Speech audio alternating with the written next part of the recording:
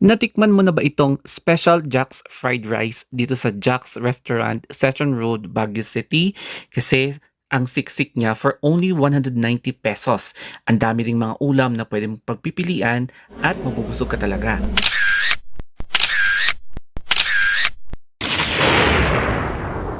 Matatagpuan ang Jack's Restaurant dito sa may Upper Session Road, Baguio City. Ang ganda kasi ng panahon and nagutom ako bigla kasi lunchtime na. So, pasukin na natin itong restaurant. Pagpasok ko palang kakabsat ay meron na agad akong nakita na bakanteng pwesto. Kaya dito na muna ako uupo at kakain. Meron nga din pala silang mga pastries or cakes na pwede nyong kainin na panghimagas after ng course meal. Tatambad na sa harapan nyo etong menu at ang o-ordering ko ay yung Special Jack's Fried Rice na babayaran ko na sa cashier. Visible nga pala yung kitchen nila kaya makikita nyo kung paano nila prepare at sinaserve yung mga pagkain mo. May sa Jack's Fried Rice dining. Dila. So binigyan na nga ako ng number kasi hindi naman ora-orada na meron agad yung order ko. Pero anyway, kumuha na ako ng aking iinuming tubig kasi water is already enough and hindi ko na kailangan mag-order ng soft drinks or coffee. So, Jack's Rice and water lang. Hindi kasi ako mahilig uminom ng soft drinks at ang isa pa medyo hindi siya okay sa throat kapag ninulunok ko. Ang unang ibibigay nila sa'yo ay yung sausawan. So, ganito po nga pala nakasashay yung kanilang soy sauce with sili, tapos yung ketchup. O, di ba? Saan ka pa? Dito lang yan sa Jack's. Para sa akin, mild itong ganitong klaseng sili na red chili. Pero mas maanghang kasi kapag siling labuyo. And yung ketchup naman, para yan sa egg. Pero yun nga lang, hindi ako naglalagay ng ketchup sa egg. At konting kalamansi lang, pampalakas ng resistensya. O, di ba? After 5 minutes, eto na nga, sinerve na ang aking order na Special Jack's Fried Rice with egg yan. So, kumpleto rekado na yan. May pork, egg, vegetable, may Shanghai, tsaka chicken. Eto na, yung kanilang best seller, Jack's Fried Rice with egg. So, kumpleto rekado na yan with sausawan pa.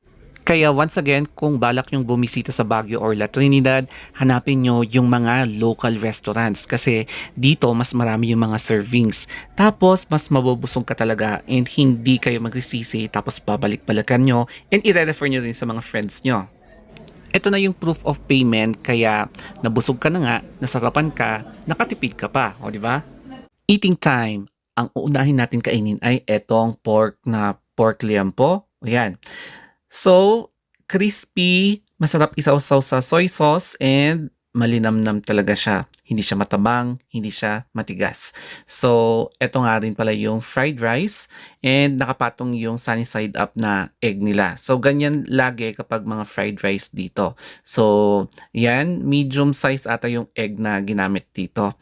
Tapos, makikita nyo rin na may vegetables, fresh Highland vegetables sa harap nitong plate na to, no? And then yung chicken naman, yun yung nasa left side ng video na to. So, parang kumakain ka ng 4 na putahe sa isang plate. Ang next naman ay etong Highland vegetables composed of cabbage, may carrots, may beans. So fresh talaga siya dito and masarap siyang kainin, malambot and balanced talaga siya sa mga ganitong klaseng serving. And yes, tubig-tubig lang, solve na ako. Hindi na kailangang mag-soft drinks pa. Nagustuhan ko din itong Shanghai lumpia nila. It's because manipis yung wrapper unlike sa mga iba na makapal yung wrapper na mahirap kainin. Ito madaling kainin kaya na-enjoy mo at nananamnam mo yung loob ng Shanghai. So, medyo napahirit ulit ako sa Shanghai na to kasi pasok siya sa panlasa ko. Pero since subjective, kanya-kanya naman tayo ng taste. And I highly recommend Jack's Fried Rice or Jack's Rice dahil etong lumpia na to. Finally, ang kanilang fried chicken. So, I believe ito yung chicken na dressed chicken tapos na-broil siya in dry heat. Correct me if I'm wrong. So, gusto ko lang yung lasa niya. Pasok din sa taste buds ko. So, nakakabusog din para sa akin to. All in all, sa halagang 190 pesos ay makakakain ka ng parang 5 putahe sa iisang plating lang. So, andyan yung chicken, yung Highland vegetables, tapos yung fried lumpia, and then yung kanilang pork, tapos yung egg, and then fried rice. Kaya nabusog na naman ng lola nyo, it's time to go out na at pupunta pabalik sa Session Road kasi may pupuntahan tayo sa SM at may bibilin bago uuwi. So time check, it's around 1:30 in the afternoon. Kaya sa dami talaga ng kinain ko, lumaki na naman yung tiyan ko at kitang-kita nyo nga naman na nabusog ako na parang buntis. Kaya kung taga Baguio kayo at nanonood kayo dito sa video, you can recommend sa akin kung ano yung next na pupuntahan ko at itry natin yung mga best seller nila. O, di ba? So thank you and have a nice day.